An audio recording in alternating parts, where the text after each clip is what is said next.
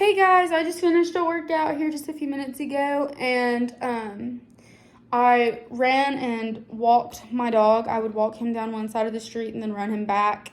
And then I came back inside and I worked with some free weights. I did some weighted squats and I did a tricep workout. I also did some lunges, but those were not weighted. But I just thought I would talk about our electrical activity of the heart and how important it is to everyday life, because the heart is what pumps your blood, and so the electrical part is the pump itself. That's what allows your heart to contract. And so it's super important to have these things. But we'll start with our sinoatrial node, which can be found in our right atria, and it is the pacemaker of the heart. And so essentially it depolarizes itself. Yeah, it's wild the way that works, but it does. And it does it at 100 beats per minute. So there's no rest time for this. Like, it is always going. But so it depolarizes, it contracts, and it sends this electric signal through the intercalated discs, which is part of like the heart tissues and stuff.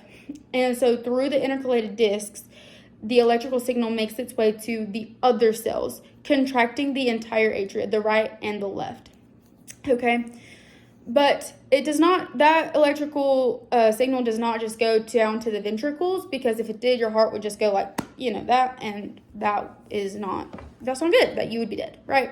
So your heart has this layer of electrically dead cells, which is just so cool how this is all put together, right? And it does not allow that electrical signal to pass. So how does our ventricles contract? Great question.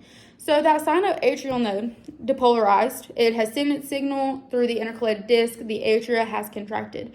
Well, there's an AV node, the atrioventricular node.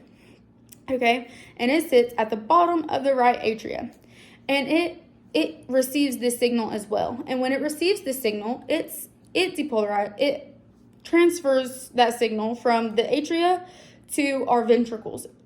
And from the atrioventricular node, it goes to the bundle of His, which breaks off into your right and left bundle branches. And those branches travel all the way down to the apex of your heart, where they come back up and they turn into your Purkinje fibers. And that is super important, because that is why your ventricles are able to contract up instead of down. And we want them to contract up, because if blood flow through the heart, the aorta and the pulmonary artery. That's where they gotta go. That's where the blood is going from the ventricles. So they gotta go up. But it's super important to have like your electrical signals and the electrical activity of your heart to work in general, because if not, like, you would be dead.